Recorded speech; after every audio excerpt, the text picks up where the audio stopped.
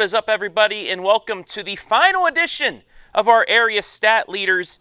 The champion, passer, rusher, receiver, and the top 10 of each category will be unveiled here for the final time this season. I am Travis Big League Berardi, here giving you our champs out of our teams from North Central Ohio. Can't believe 10 weeks already in the books. We're getting ready for playoff time. We have a lot of teams in the playoffs, and I can tell you all three of our champions will be playing in Week 11 and possibly further. But let's just get right into everything and take a look at the passing leaders through Week 10. We'll start from 10 and move to 1 because that's how I want to do it this week.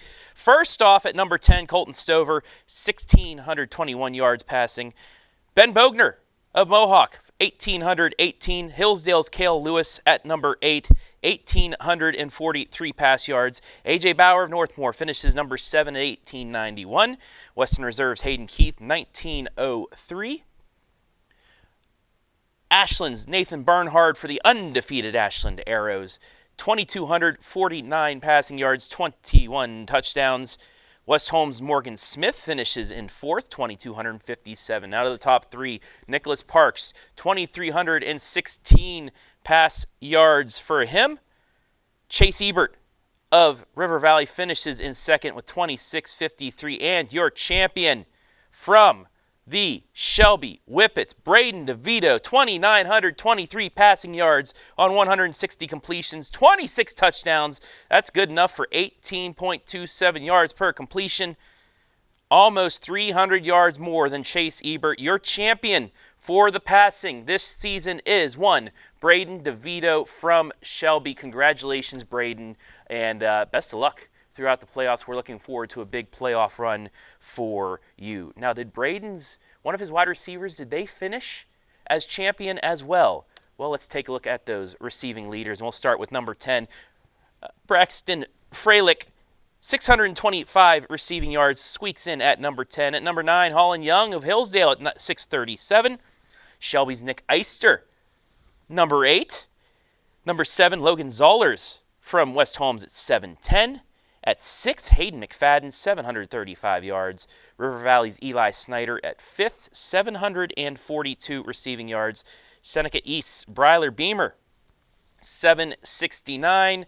If you wanted to make the top 3, you needed to get over 825 receiving yards. Kane Heyman did that for Mohawk. He was at number 3, 828. Taylor Young of Seneca East at 959 yards finishes 2nd. But our champion, who had a big week in week number 10, Brady Bowman, over 200 yards receiving against Pleasant. He finishes over 1,000 yards this season, the lone 1,000-yard receiver in the area. 61 catches, 18.31 yards per catch, and 10 touchdowns. So congratulations, Brady Bowman. You, as well as Braden DeVito, are top rush receivers and passers in North Central Ohio. Now let's take a look at those rusher leaders and who was able to get the number 1 spot. We'll start at number 10. Aiden Burke gets into the 10th spot, 1,151 yards. He had a very good second half of the season for Danville, who is the top of their region. Mount Gilead's Cam Vickers also finished strong in the season, 1,159 yards, just ahead of Burke. Blake Elliott's of East Knox, 1,224 yards. Blake Sipes, the dual threat quarterback of Fredericktown, in number 7 at 1,293. So the final 4 rushers in the area come from the KMAC. Northern 10's Anthony Evans of Winford at 1,298.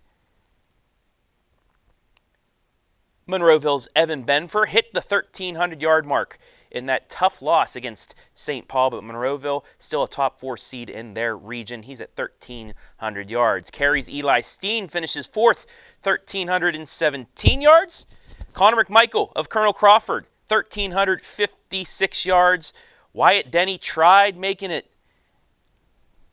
in the final week of the season, 1,403, but Bogpin Miller of Ontario was able to hold him off. He finishes with 1,472 rushing yards on 134 carries. That's good for just under 11 yards per carry, 14 touchdowns, including this phenomenal play he had on a fake punt against Pleasant.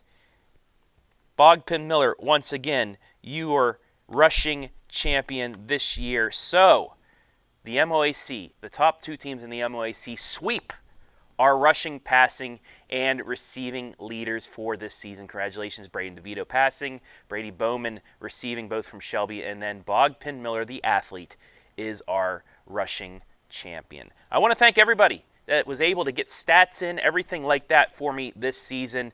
Another complete list that we had from our teams from North Central Ohio, and we'll do it again 1 year from now. Well, less than that when we get back to about week 5 of the 2025 season. But we still have football left to play, a lot of football. We have a full stacked lineup for you coming up on Friday night. A lot of live streams, highlights, and then we'll recap it all with our first playoff edition of the Friday Night Pigskin coming up around 11:30 midnight on Friday night. But I got some soccer. We got some soccer and volleyball to do before that, so I'm going to get out that way. You guys have a great rest of your week, and we'll see you on football Friday night, week 1 of the playoffs.